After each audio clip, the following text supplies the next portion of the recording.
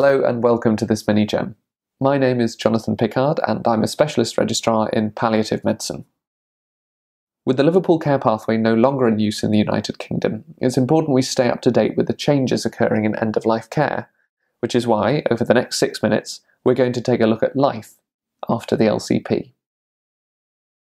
I'll take you through current developments and then look in more detail at the new 5 priority areas in end-of-life care, and importantly, how these translate into your day-to-day practice. From the 14th of July 2014, the LCP is officially no longer to be used. This comes after an independent review concluded that it had come to be seen in some ways as a generic protocol or tick-box exercise. Consequently, no national one-size-fits-all protocol will replace it. So what now? Well, the Leadership Alliance for the Care of Dying People, an expert multi-organisation coalition, have recently released a statement indicating how and what we should focus on in end-of-life care. Let's take a closer look. There are 5 new priority areas: recognising that a person is ill enough to die, communicating with the patient and those important to them, embarking on shared decision-making, taking into account patient, relative and carer needs to deliver a high standard of care, and developing a plan that is complete, flexible, and importantly, individual. What do we mean by recognising dying? Recognising that someone is ill enough to die is different from diagnosing dying. There is uncertainty. Situations can change. But it's important that a senior clinician identifies and documents when a patient is clinically unstable and may not recover despite adequate treatment.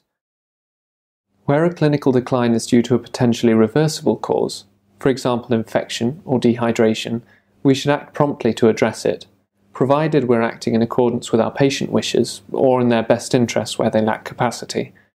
Understandably, the process of recognising dying is a continuum, requiring appropriate reassessment.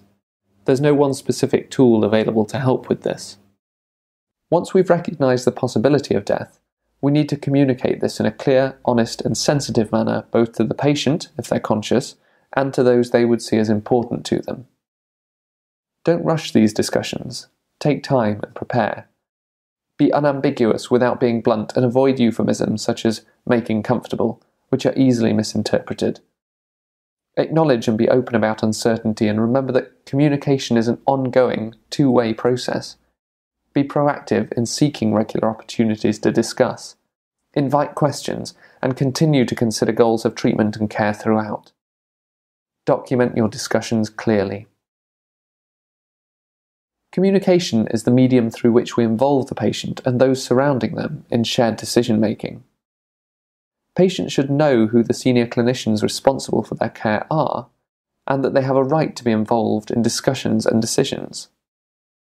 Of course, you should make it clear if you're informing them, consulting with them, or specifically asking for their decision about something.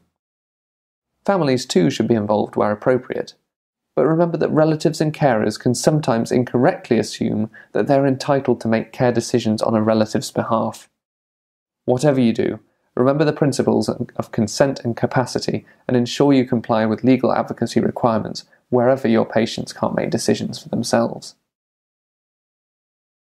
With the patient at the centre of care, it's important to consider those around the patient.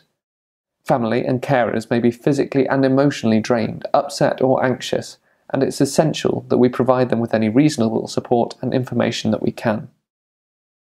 This may not always be possible, but don't underestimate the difference simply listening to and acknowledging concerns can make at this difficult time.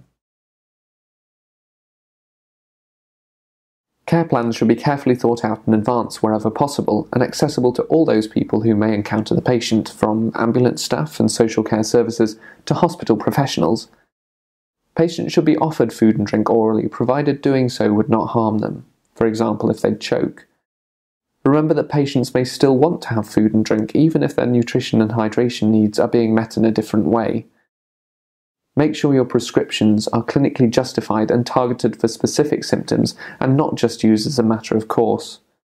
Explain the rationale behind syringe drivers if they're needed, and ensure you discuss potential side effects of treatments to permit informed decision-making. When in doubt, timely referral to specialist palliative care services is important and can help with the tailoring of individual plans.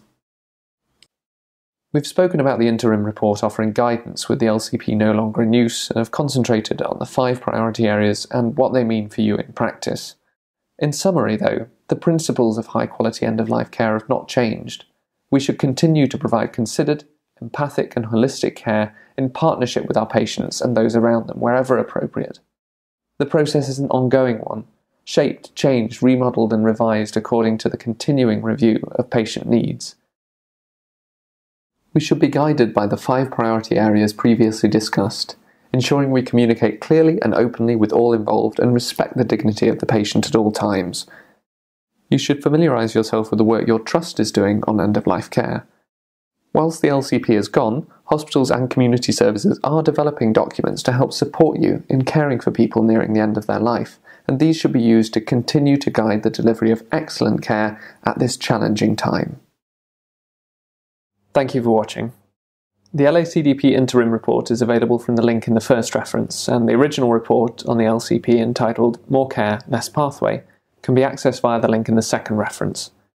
An official NHS leaflet summarising the points discussed can be downloaded from the third link should you wish to find out more.